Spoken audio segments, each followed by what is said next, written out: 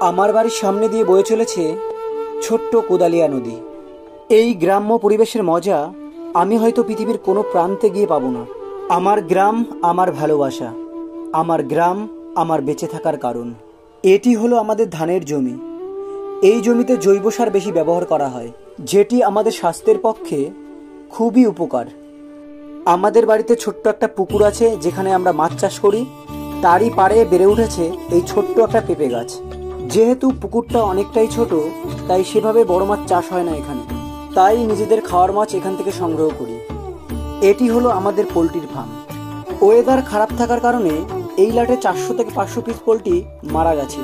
আসল কথা হলো লস লাভ নিয়েই হলো বিজনেস, সেটাকে আমাদের স্বীকার করে নিতে হবে। যাই হোক, আজকের ভিডিওটি আপনাদের কেমন লেগেছে প্লিজ কমেন্ট বক্সে কমেন্ট করে জানিও।